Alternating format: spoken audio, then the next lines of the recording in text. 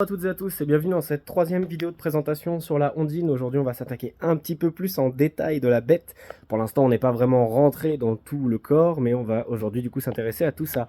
Petite précision, j'ai effectivement oublié dans ma dernière vidéo de différenciation Dauphine et Ondine qu'il y avait de lave-phare juste ici. C'est la version haut de gamme, messieurs dames. Donc vous avez le petit bouton poussoir juste ici qui vous emmène jusqu'au bocal de l'autre côté dans le capot avec une petite buse à ce niveau-là et qui vous projette le lave-glace quand vous appuyez dessus.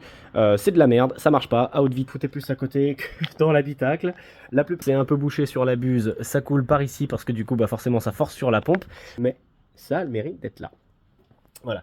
Aujourd'hui, du coup, on va s'intéresser surtout à la partie moteur. Je vais vous faire une présentation vraiment succincte, on va dire. On va surtout s'intéresser à qu'est-ce qu'il y a là-dedans. Et puis plus tard, on rentrera effectivement dans les détails des réparations que j'ai faites et de celles que j'ai à faire. Il est juste ici, c'est un tout petit bloc, alors il manque plein d'éléments, hein. Évidemment, il manque plein d'éléments. C'est un tout petit bloc, pour les puristes, il est effectivement pas de la bonne couleur. Il est dans un vert qui est un peu trop clair, mais bon ça malheureusement, j'ai pas exactement ce qu'il faut pour le descendre et le repeindre, et puis j'en suis vraiment pas à ce stade-là de finition. Il y a un gros défaut sur ce moteur que j'ai découvert là il n'y a pas longtemps, c'est que la plaque juste ici, elle a tendance à s'ouvrir, enfin elle est ouverte, alors qu'elle devrait être complètement fermée à ce niveau-là. Et ça du coup c'est pas bien du tout et il va falloir que j'arrive à la retordre avant de remettre mon moteur en fonctionnement. Parce que du coup il y a la courroie qui passe juste ici, du coup la courroie qui fait au niveau du vilebrequin, au niveau de la pompe à eau avec un galet tendeur qui vient à ce niveau-là. Et du coup, on peut voir juste ici que ça a déjà frotté. Et donc, histoire d'éviter ce genre de problème, il va falloir que je la redresse avant de tout remonter. Mais du coup, globalement, le fonctionnement est hyper simple. C'est vraiment un moteur qui est très vieux. Alors, il s'agit du coup d'un bloc de 843 ou 845 cm3. Sachant qu'à l'heure actuelle, la plupart des moteurs dans les véhicules ont 1,5 litre, 1,6 litre.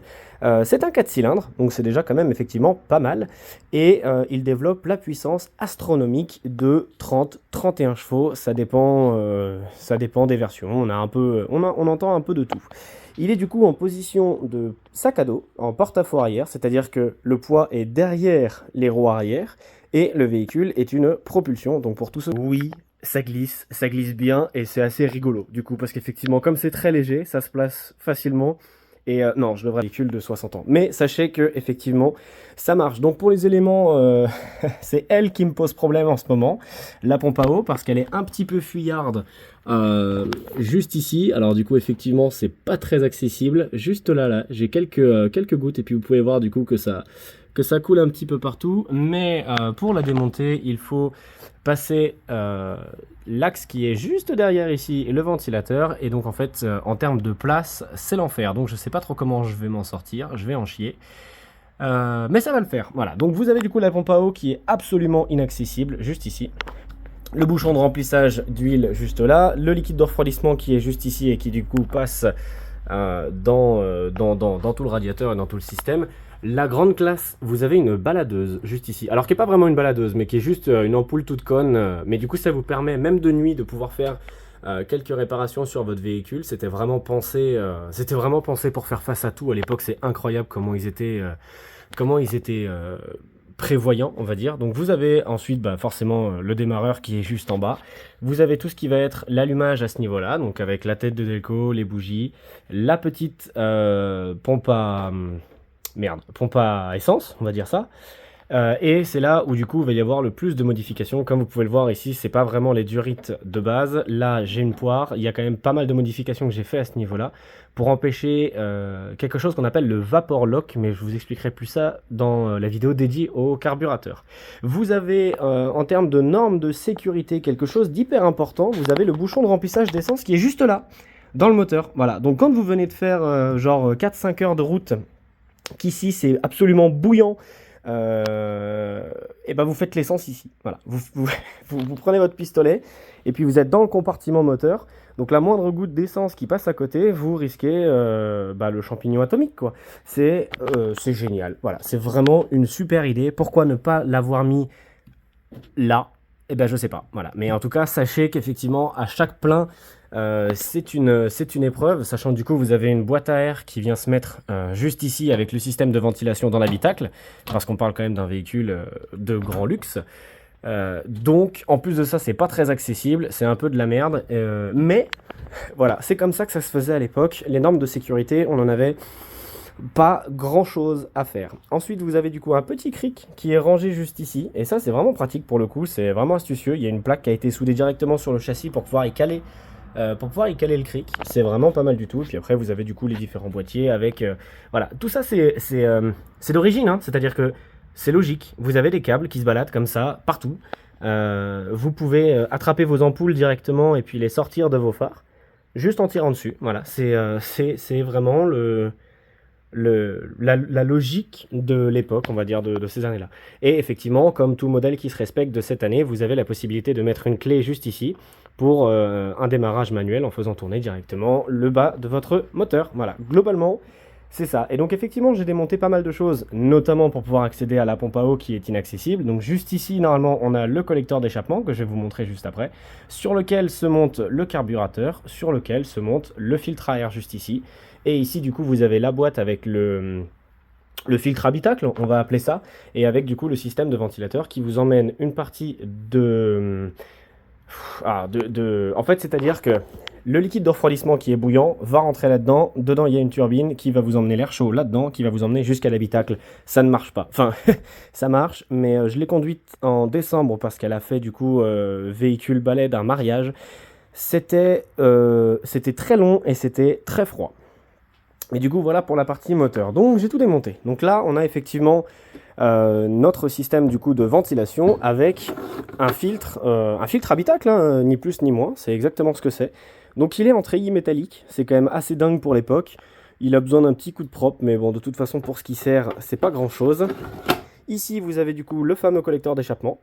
Là, vous avez le carburateur, donc avec les différentes arrivées, le filtre à air, le galet étendeur du coup pour la courroie qui passe derrière la pompe à eau, avec les graisseurs à l'ancienne. Voilà, c'est vraiment des vieux graisseurs tout cons. Et puis voilà. Donc en fait, c'est un moteur qui se démonte assez facilement. Il n'y a pas trop d'étapes dans le démontage. Tout est rapidement accessible. Mais c'est des moteurs qui fuient. Voilà. C'est un moteur où, si vous avez un véhicule comme ça dans votre garage, prévoyez un carton, vous le mettez en dessous parce que généralement, c'est un moteur qui ne fuit pas quand il est en température, mais dès qu'il est froid ou dès qu'il refroidit plutôt, ça pisse de partout. Voilà, donc c'est vraiment un problème. Pour le dessous du moteur, du coup, ça va être un peu plus compliqué pour moi de vous montrer ça. Mais du coup, on a le... Ouais, en plus de ça, je suis dans le soleil, donc c'est un peu compliqué. Globalement, on a du coup l'échappement. On peut pas vraiment dire silencieux d'échappement, hein, parce qu'à l'époque, les normes de pollution, les normes d'insonorisation, ce genre de choses, on en avait franchement rien à faire. Et c'est aussi pour ça que c'est un peu incroyable. Mais du coup, voilà, on a le moteur juste ici. Qui est assez bas en fait, donc faut vraiment pas rouler comme un bourrin sur les dodanes parce que c'est un coup à taper directement le carter d'huile et à l'exploser.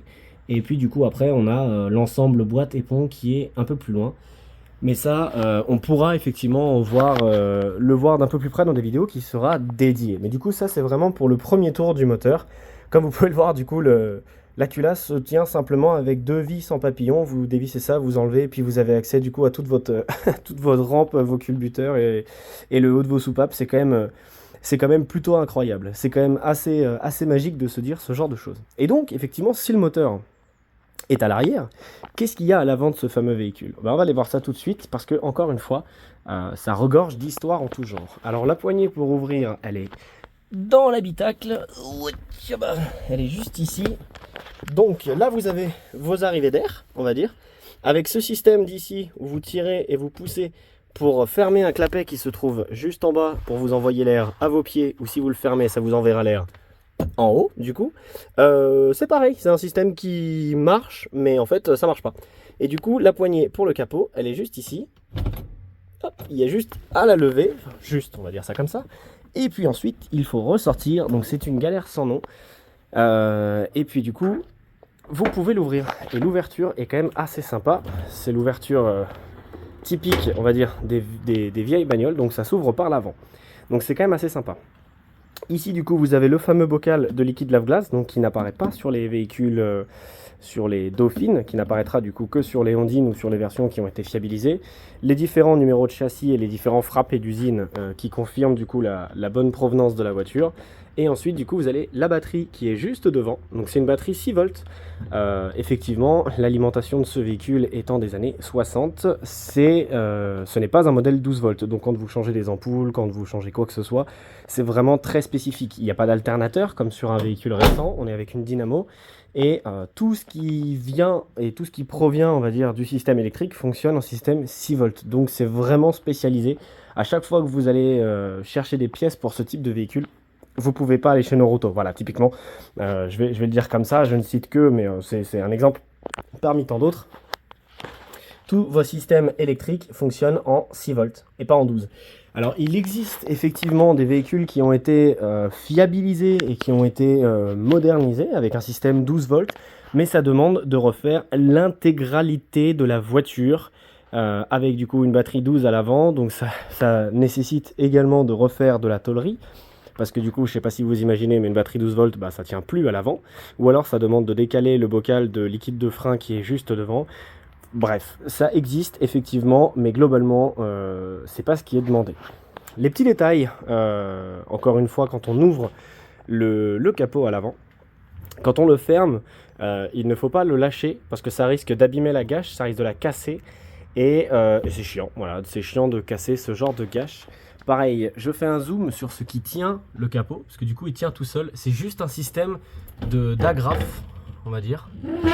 Voilà, c'est juste un système d'agrafe. Voilà, c'est incroyable. C'est les systèmes des années 60. Vous n'êtes peut-être pas sans savoir qu'ils ont été également engagés en compétition avec une déclinaison Gordini, comme vous avez par exemple la R8 Gordini qui est beaucoup plus populaire. Il y a eu la 4 chevaux et il y a eu effectivement la Ondine Dauphine Gordini. Et comme la voiture est une propulsion avec le sac à dos, c'est-à-dire avec le moteur en porte-à-faux arrière, c'est-à-dire que le moteur est derrière l'axe des roues arrière, la tenue de route était un petit peu joueuse, on va dire. Et donc du coup, les pilotes de l'époque, et il y a beaucoup de gens qui ont fait ça, un deuxième réservoir d'essence additionnel à l'avant, histoire de lester le nez de la voiture, histoire de volontairement plaquer le nez de la voiture au sol, histoire d'éviter d'avoir la voiture qui gigote de partout dans les compétitions. Et de temps en temps, comme c'était un peu trop compliqué de mettre un deuxième système d'alimentation d'essence, etc., les mecs se faisaient pas chier, ils coulaient une dalle de béton directement dedans. Voilà. Je vous laisse là-dessus. Les mecs coulaient une dalle de béton, ils mettaient des sacs de sable, ils alourdissaient volontairement la voiture pour une route un peu plus sereine. Si vous n'êtes pas tout à fait familiarisé avec on va dire, l'automobile en règle générale ou avec la tenue de route d'un véhicule, ils le faisaient, c'est pour une bonne raison. Imaginez-vous que si vous avez tout le poids à l'arrière et que ça pousse à l'arrière et que vous essayez de tourner, bah, vous allez avoir l'arrière qui va vouloir continuer tout droit. Et c'est ce qu'on appelle du coup le drift ou le dérapage. C'est vraiment quand vous allez avoir l'arrière qui va essayer de passer devant le nez de la voiture. Pour éviter ça, ils alourdissaient l'avant pour essayer de répartir un petit peu plus les masses. En termes de masse, on est sur un véhicule qui pèse dans les 650 kg, je sais plus, 650 je crois. Donc c'est extrêmement léger quand on sait qu'une voiture moderne à l'heure actuelle est plus dans la tonne 3, tonne 6, sans compter les gros SUV ou les gros SUV électriques qui peuvent monter jusqu'à 2 tonnes 5, etc. Donc 600 kg, 650 kg, c'est extrêmement léger et du coup sur les 650, je recommence. Sur les 650 kg, tout est là. Globalement, tout est ici. Donc effectivement, on a des sièges qui sont pas forcément légers, mais le plus gros du poids est là. Parce que du coup, on a le réservoir d'essence qui est juste en dessous, à ce niveau-là. Donc le gros du poids est à l'arrière, donc il répartissait les masses en alourdissant volontairement l'avant. Voilà. Mais je trouve qu'elle est vraiment mignonne avec tous les ouvrants comme ça. On va aller la voir de dehors avec un peu de soleil. J'espère qu'on ne sera pas trop ébloui par la différence de lumière.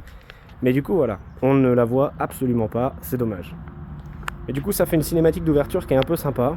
Non, on voit rien du tout. Bon, les prises d'image, c'est pas mon fort, je suis pas un caméraman.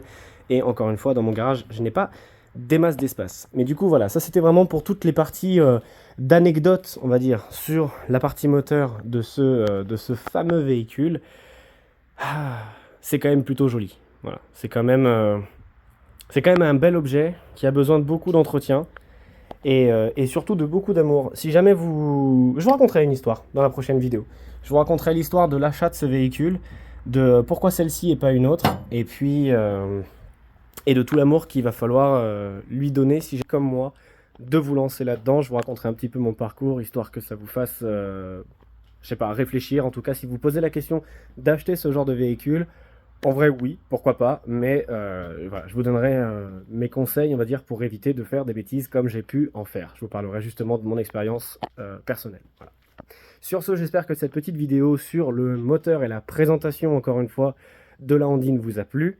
Et on se voit très bientôt pour une prochaine vidéo. Ciao!